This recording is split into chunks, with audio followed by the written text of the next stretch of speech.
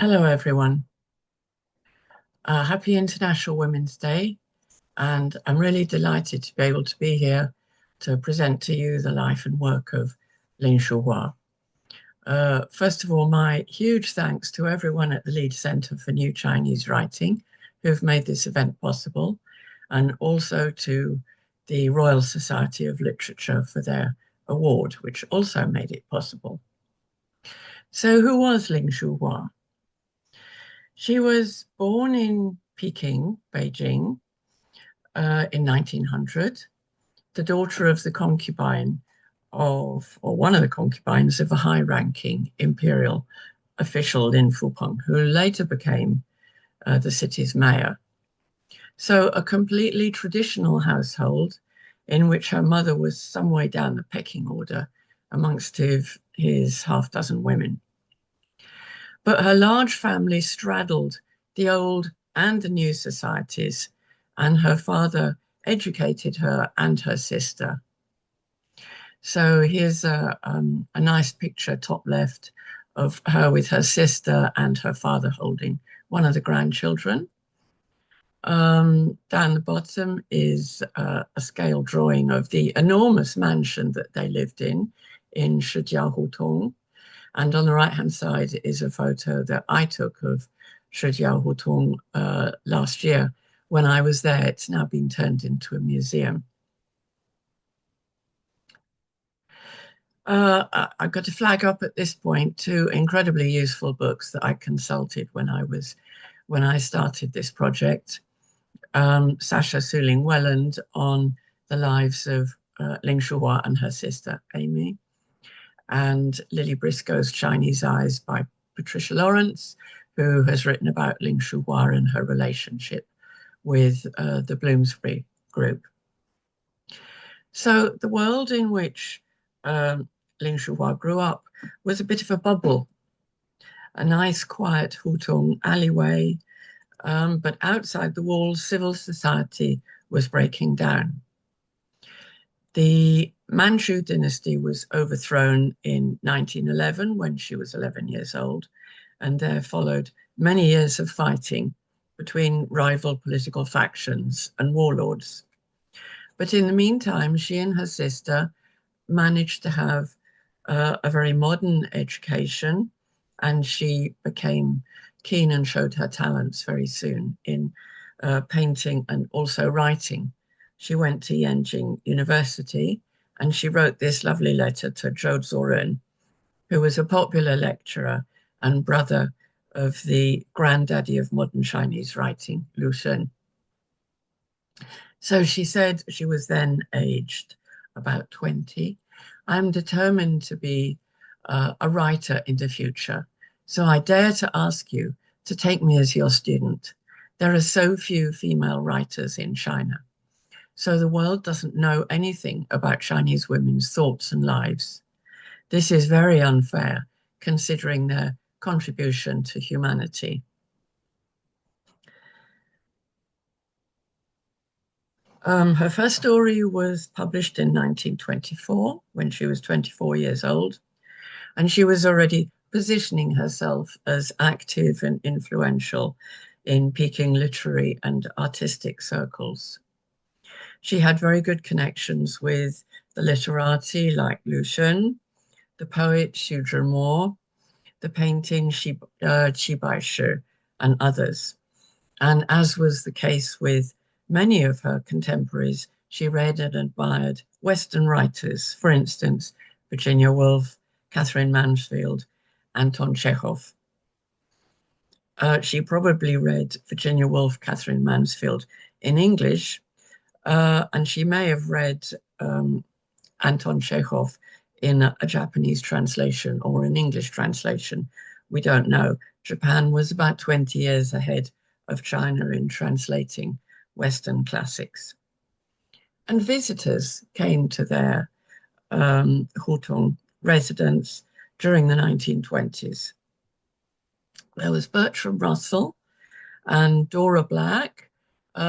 This photo here on the bottom right-hand side is actually taken much later, I'm imagining, in the UK in the 1950s, because at the time when they met in Peking, Dora Black was not then Dora Russell. She was also scandalously pregnant, and she lectured to Ling Shuhua and her sister at Yenjing University on the status of women in the Soviet Union, love, free love, women's health and sexuality, and found her audiences extremely interested in her lectures.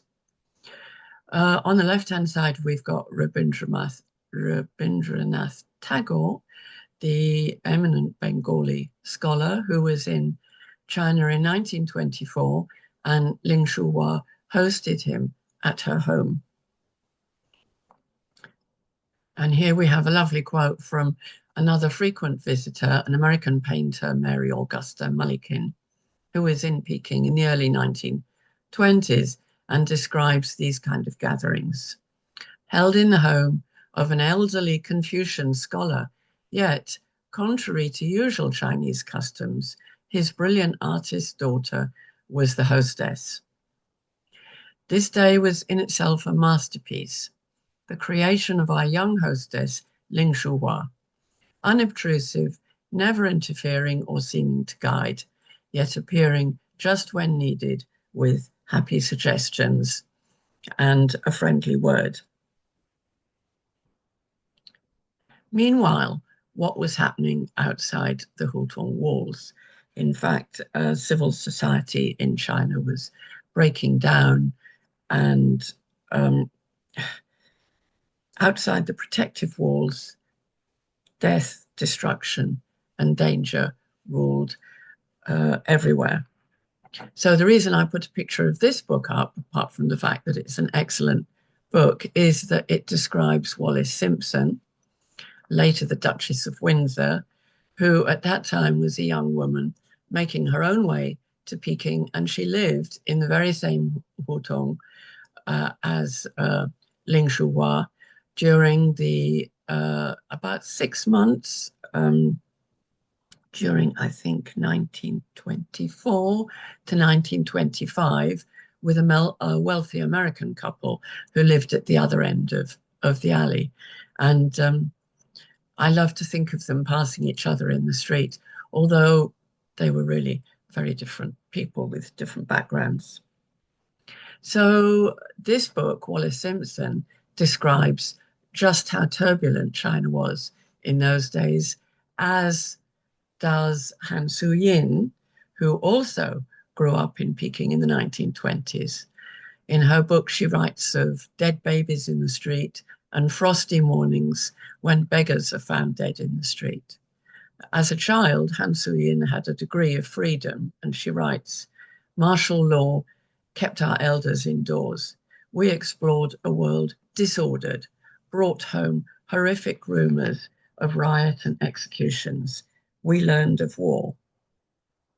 And the point of this is that it's a pretty extraordinary contrast between Ling Shuhua's stories and the world outside her door. So true to her word, Ling Shuhua wrote about Chinese women's thoughts and lives.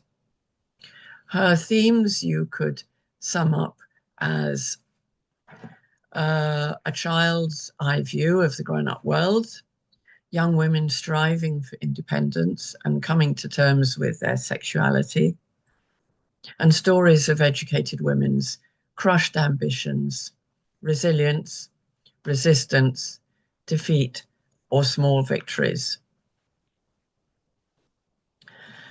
So she produced 3 volumes of short stories during the 20s and 30s, and I'm going to look a bit more closely at them now.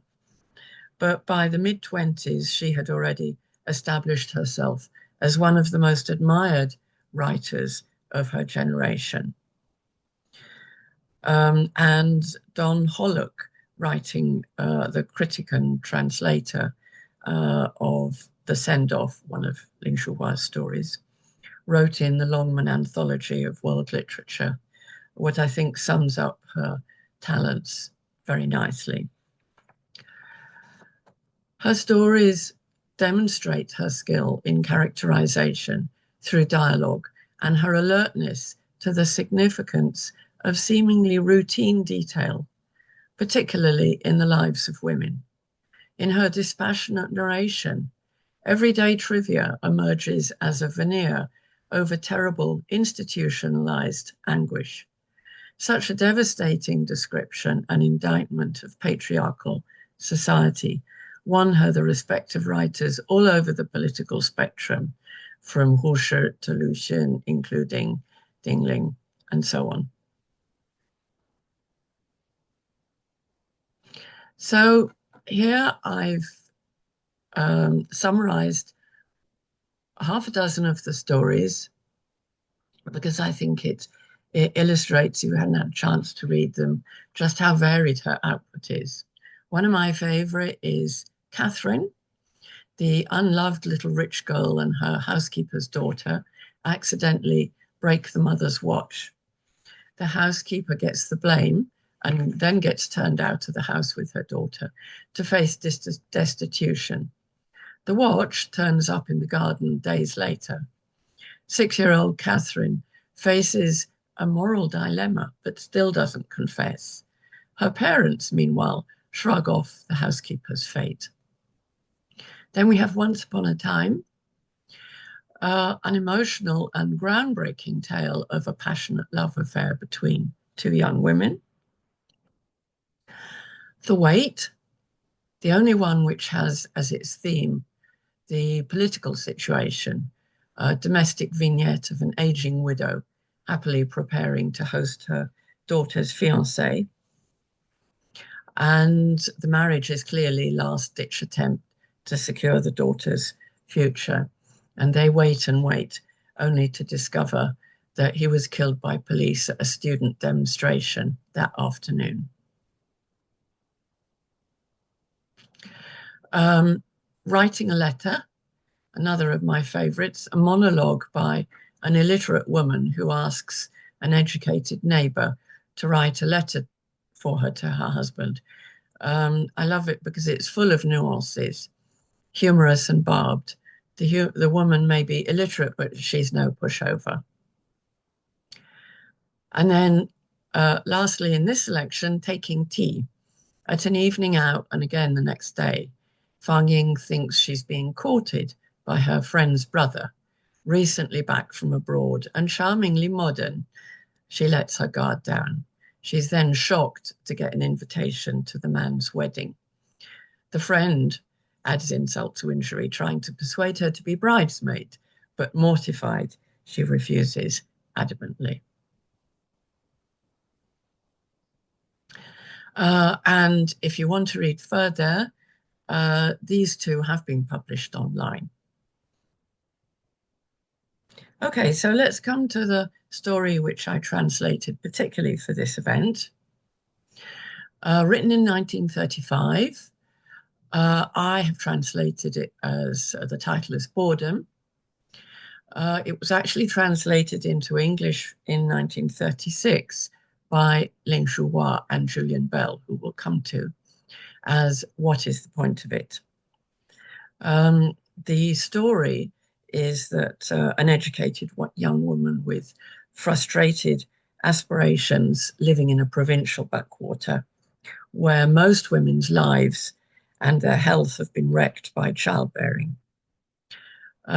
She's a translator. Her attempts to knuckle down to her work are constantly frustrated, finally by her husband's instructions to go out and buy a luxury gift, an activity which appears to her especially pointless. Her small act of rebellion is to forget the gift, ditch the rickshaw, and walk away. So there are a number of different elements in this story. You can read it online at the Leeds Centre for New Chinese Writing. There's the squabbling families, the bossy servant, the protagonist's dislike of herself and depression, the local colour, for example, the coffin shops in the road where she briefly goes shopping. For today, we're talking about self-writing. it's an interesting question. Was this really self-writing? How much did it actually resemble Ling Shuhua's life and feelings at the time? So here we have the points of similarity.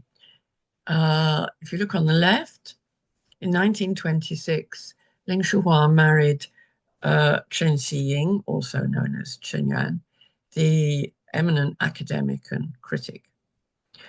So this was 1926. They tried to escape the fighting around them by going to Japan, 1927-28, and then Chen got a job as university dean in Wuhan, which is where boredom is set.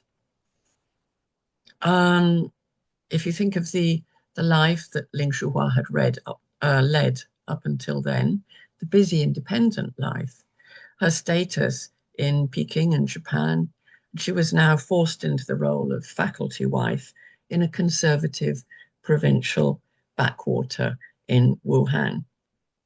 Many of her stories reference the frustrations of educated women trapped in a conservative society, but in boredom, there are other similarities too. For instance, the protagonist is a literary translator, as Ling Shuhua was for a while.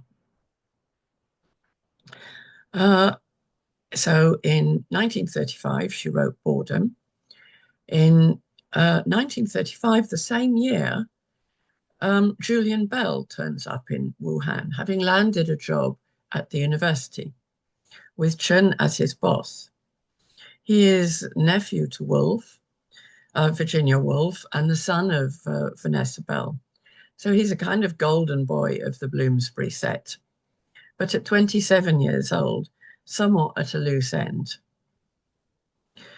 He and Ling Shuhua have an affair, they're caught, and Julian leaves China in disgrace. Chen forgives Ling, which is fairly remarkable given the society in which they lived. According to her biographers and her daughter, he loved her and admired her talent. Once home in the UK, Julian Bell signed up as an ambulance driver in the Spanish Civil War and died at the Battle of Brunete at the end of 1937. Meanwhile, back in China, there was the Japanese invasion of Shanghai and the infamous rape of Nanking or Nanjing. In 1938, almost all of the universities in East China decamped to relative safety in West China, taking their staff and their equipment. And Chen Xiying, Ling Shuhua, and their daughter fled along with all the other staff.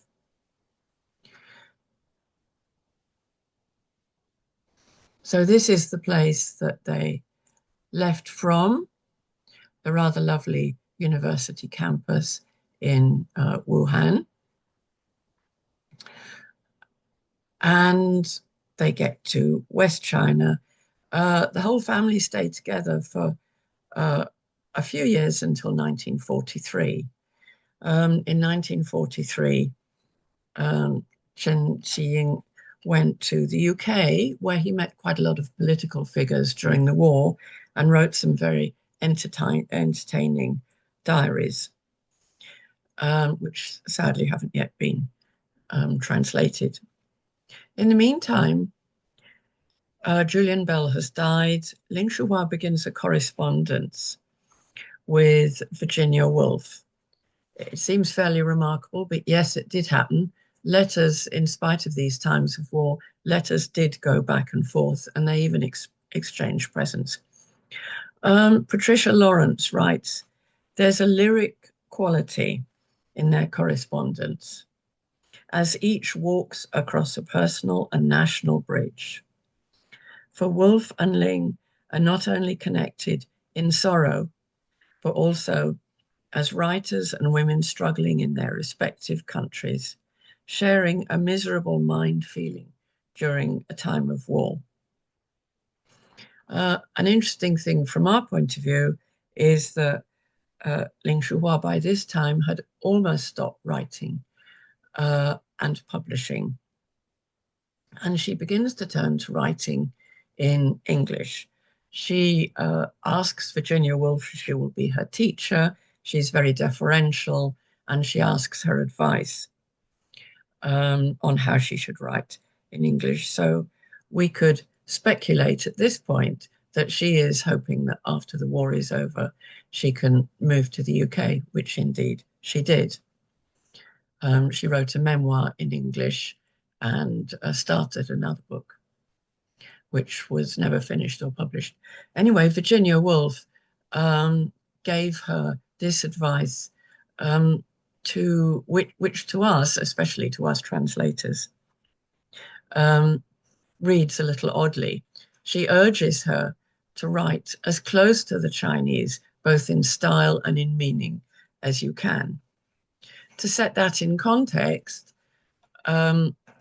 almost all the readers of anything that Ling Shuhua wrote, including her memoir in English, wouldn't have known very, very little about China. In any case, it must have encouraged Ling to have a listening ear in the UK, because she carried on sending chapters, draft chapters of her memoirs to the Woolfs during the war, even after Virginia Woolf's death. And in fact, this was the way in which the memoirs survived, because the original drafts were lost. But Leonard Woolf kept them and then published them in 1953. So I just would like to mention one point which I think is really interesting. Ling Shuhua, after the war, has gone to the UK with her daughter, reunited with her husband, and begins to write to finish her memoir in English. Does her writing in English work? And memoir is called Ancient Melodies, and it involved not just a switch of languages, but a completely different way of looking at Chinese society aimed at English language readers who knew nothing about it. So it was written for the reader looking in from the outside at the exotic and oriental, instead of her previous readers who were immersed in the society and communities that she'd been writing about. She was writing a kind of autoethnography, you could say, writing her own life in order to describe her own culture. It's readable, and that's Ancient Melodies, her memoir I'm talking about. Plenty of touches of the exotic, but it lacks the subtleties and the forensic analysis of her home-grounded short stories.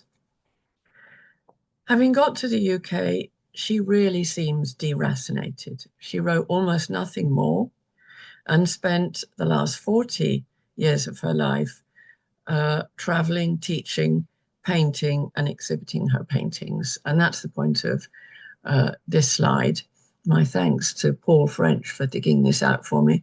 She not only painted and sold her paintings, she also collected paintings.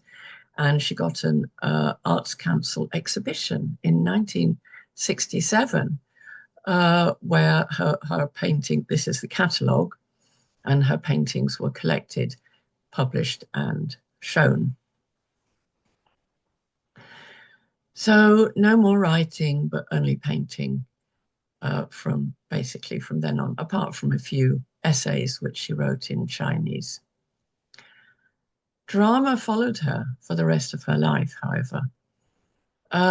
Towards the very end of her life, she got on a plane and went back to Peking, Beijing, 1990, literally just before she died. And on the left-hand picture, you can see Ying, her daughter, and Colin, her grandson, and Ling Shuhua in the middle, going back to visit her old haunts. And on the right-hand side are the children that she visited in Shijiao Hutong. And I got this photo from the museum, which is in their old home.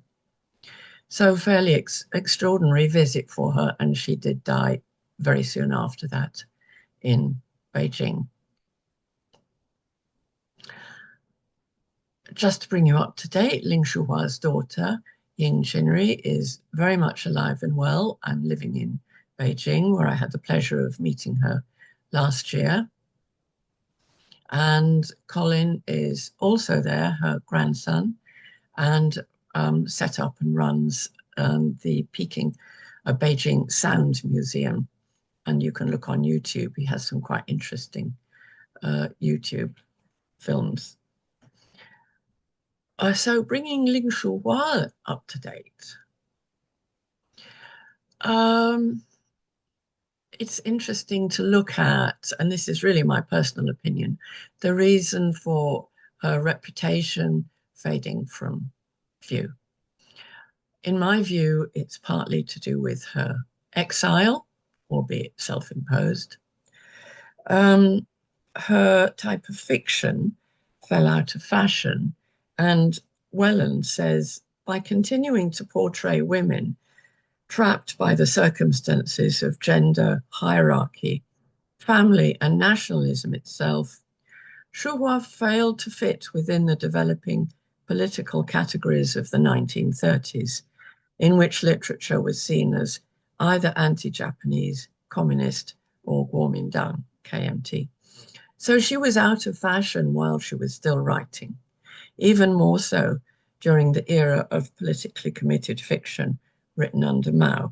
And of course, she was out of the country by that time.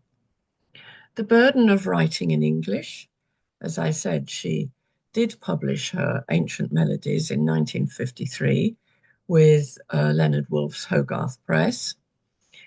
She then started writing a novel in English, but abandoned the project, and Leonard Woolf died in 1969. And arguably, the narrow-minded society that she had moved to. She had friends amongst the Bloomsbury group, but was never an integral part of it. She was writing for a readership that was largely ignorant of China and Chinese culture.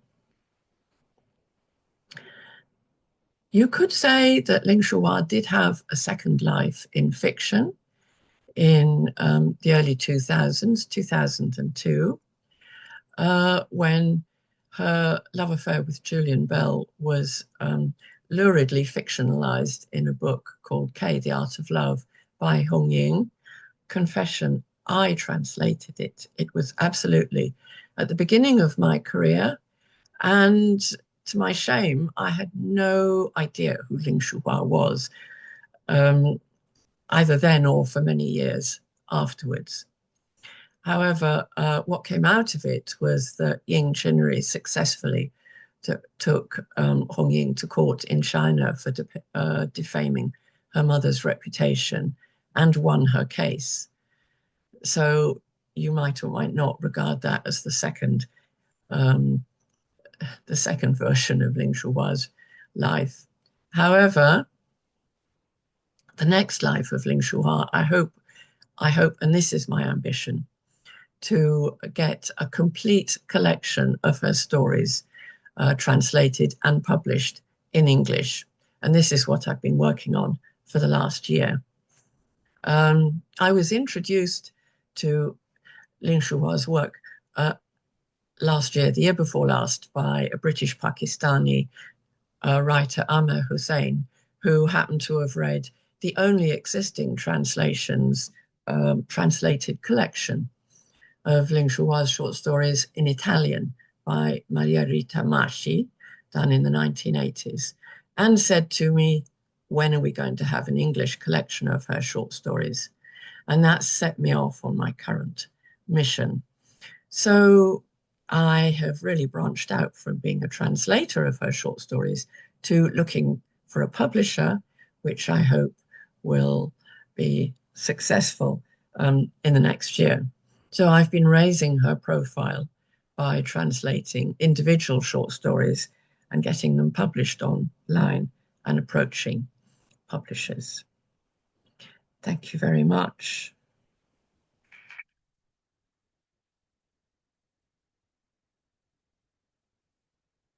So we just have time for a couple of questions from the audience. And the first question is translating process. What was the biggest challenge? I think one of the challenges with Ling Shuhua's work is that she wrote in a very painterly way. I said she was a skilled and talented painter. Many of the stories start by describing almost like a traditional Chinese landscape painting in which the story is set.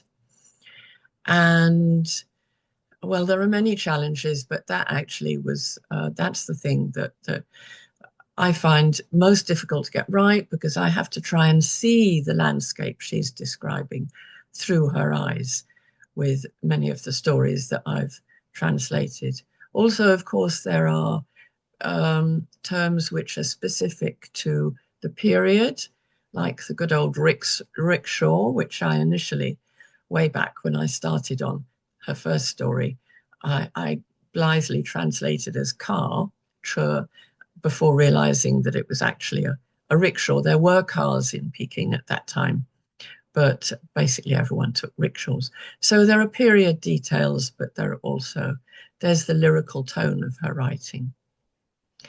And the second question, this is a really interesting one.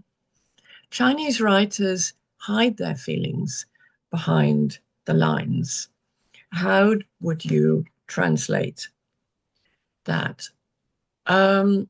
Yes, I agree that Chinese writers do tend to describe feelings in less detail, you could say, than Western writers tend to do. And often Chinese writers describe feelings by describing body language, the body language of the protagonists, and in tiny details which are highly significant for these protagonists in the story. And I think this is one of the most fascinating things about translation, and it's what I love about it most. How do I translate it? I just keep trying and working on my translations. I try to be as faithful to the original while conveying the depths of the original as best I can. Thank you very much.